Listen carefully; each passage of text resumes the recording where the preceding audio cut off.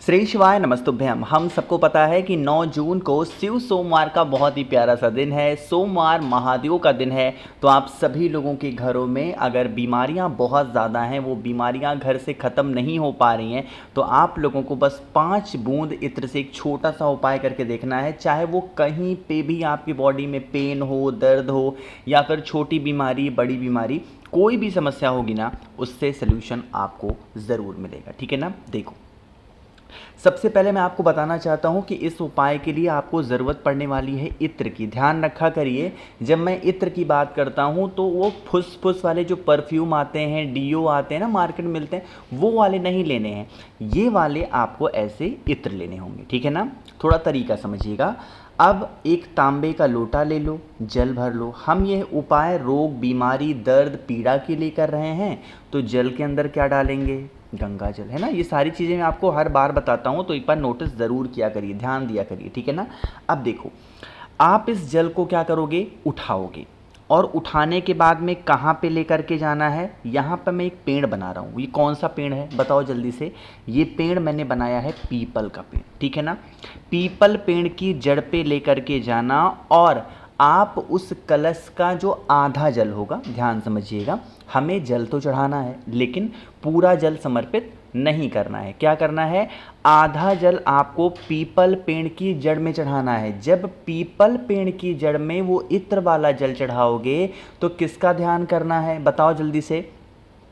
पिपलेश्वर महादेव का स्मरण करना। ठीक है ना।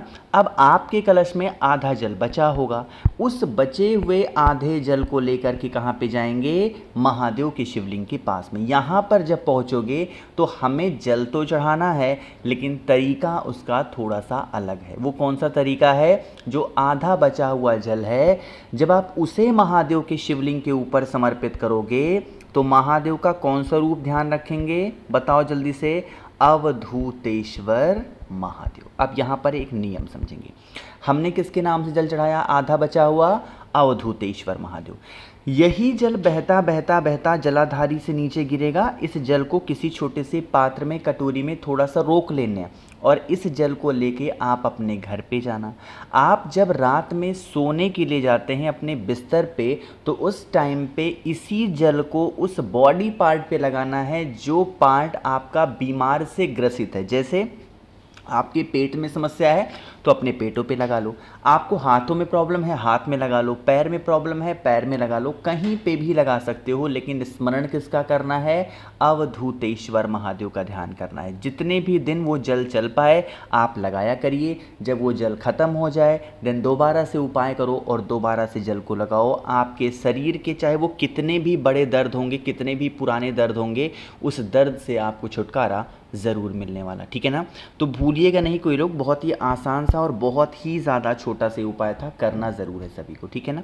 चलो, तो पहला उपाय आपको समझ में आ गया होगा। आगे बढ़ते हैं अब इस वीडियो के हम लोग अपने दूसरे उपाय की तरफ, जो कि आपको पीले चंदन से करना है ना। देखो सॉरी, अब ये पीले चंदन का जो उपाय मैं आपको बताने जा रहा हूँ ना, ये है आपकी विशेष को पूरा करने के लिए। कहने का मतलब क्या है जल्दी से बताओ? आपकी इच्छाओं की पूर्ति के लिए। जैसे मान लो कि आप प्रदोष व्रत आप रहते चले आए हो, बहुत दिनों से आपकी इच्छा नहीं पूरी हुई, आपने पशुपतिनाथ का व्रत किया, आपकी इच्छा पूरी नहीं हुई, और आप इस उपाय को ज़रूर करेंगे। अगर हर जगह से हार गए हो, सोमवार का ये विशेषता दिन है, आपको थोड़ा सा लेना है पीला चंदन। ठीक है ना। पीले चंदन के बाद में हम ये उपाय अपनी इच्छा पूर्ति के लिए कर रहे हैं, मनोकामना पूर्ति के लिए कर रहे हैं, तो आपको क्या ज़रूरत है? इस प्रकार से बेलपत्र की। ठीक है ना। बेलपत्र को लीजिएगा, पीले चंदन को लेंगे, और कहाँ पे पहुँचेंगे? महादेव के शिवलिंग के पास में पहुँचना है। फेस रखना होगा उत्तर दिशा, नॉर्थ डायरेक्शन, और पूरा का पूरा जल सबसे पहले भरेंगे महादेव के तांबे के लोटे में। ठीक है ना। अब आप इस कलश को उठाइएगा, पहुंचना है महादेव के शिवलिंग के पास में। मैं जो बताऊंगा मेरी बातों को ध्यान से सुनिएगा। आपके पास में है पीला चंदन। ठीक है ना। जब हमारी स्थिति बहुत विपरीत होती है ना, तो हम किसकी प्रार्थना करते हैं? माता अशोक सुंदरी की। यही तो स्थान है माता अशोक सुंदरी का, तो आपको यहीं पे चढ़ाना। सबसे पहले उस पीले चंदन का लेपन कर दो। अब आपके पास में जो बेलपत्र है ना, एक है ना, उस एक बेलपत्र को पहले इस पीले चंदन वाले स्थान पे समर्पित करो। फिर यही बेलपत्र को उठा करके महादेव के शिवलिंग के ऊपर, अलग से कोई बेलपत्र नहीं लेनी है, बस महादेव के शिवलिंग के ऊपर उस बेलपत्र को चढ़ा देना, ठीक है ना। इतना करने के बाद में फिर आप 1 लोटा जब आज आप चढ़ाओगे तो किसका ध्यान करना है, चंपेश्वर महादेव का स्मरण करना, ठीक है ना। करके देखिए इस उपाय को, आपकी चाहे वो कितनी भी पुरानी कितनी भी बड़ी मनोकामना हो, वो इच्छा पूरी ज़रूर होगी।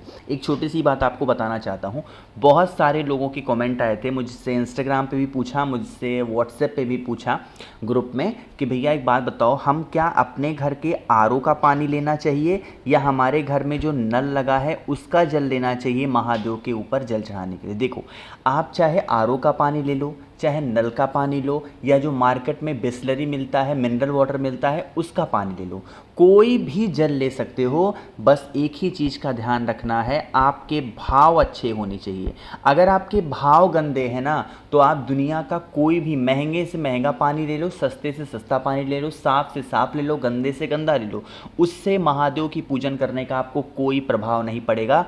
अगर आप कोई भी उपाय या पूजा पाठ भगवान की भाव से नहीं कर रहे हो।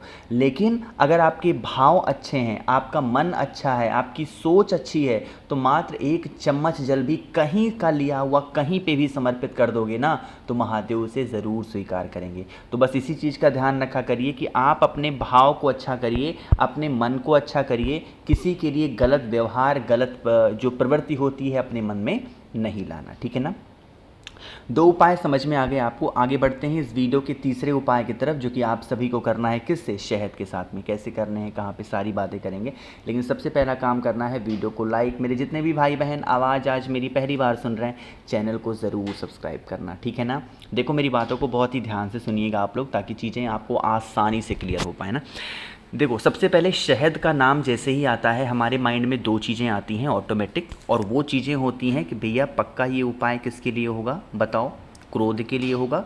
और दूसरा मन में किसी के आता है कि यह उपाय हम किसके लिए कर सकते हैं, किसी की भी व्यक्ति को सुधारने के लिए भी कर सकते हैं ना। बहुत आसान सा ये उपाय है, तो करिएगा ज़रूर। इसके लिए आपको थोड़ा सा शहद लेना है, शहद की मात्रा बहुत ज़्यादा नहीं, थोड़ा सा। शहद लेने के बाद में आपको इस प्रकार से गुड़ लेना है, और कोई बड़ा सा गुड़ नहीं लेना है, गुड़ तो लीजिएगा, उसके छोटे छोटे टुकड़े कर लेना, 2, 4, 10 जितने भी करने हो कर लो।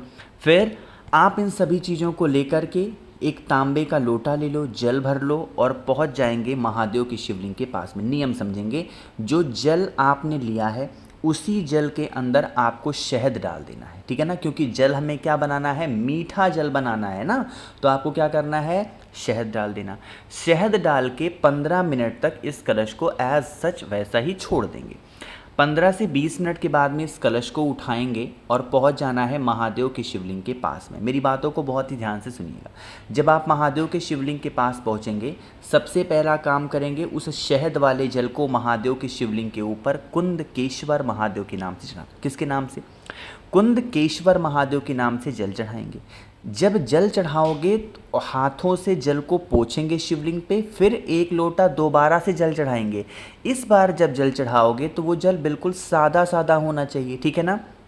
इतना सारा काम हो जाए, अब आपके पास में जितने भी गुड़ के टुकड़े हैं, उन गुड़ के टुकड़े को क्या करना है, महादेव के शिवलिंग के ऊपर समर्पित करना।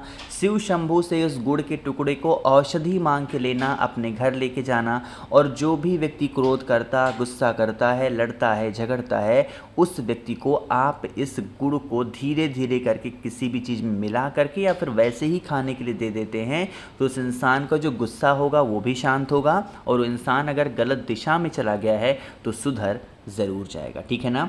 तो आपको 3 उपाय समझ में आ गए हैं। सबसे आखिरी उपाय की बात हम लोग करने जा रहे हैं, जो कि चौथा है। अगर आपको मुझसे फ़ोन पे बातें करनी है, मैसेज पे बातें करनी है, तो आप मुझे इंस्टाग्राम पे फॉलो कर सकते हो, सर्च करिएगा द नेचुरल प्लैनेट 108, वहाँ पे हम लोग बहुत सारी बातें करेंगे, ठीक है ना। देखो, अब ये चौथा उपाय हम लोग करने वाले हैं बेलपत्र के साथ में, और ये होगा आपके जीवन के कैसे भी कष्ट को ख़त्म करने के लिए, चाहे वो कैसा भी कष्ट हो, ठीक है ना।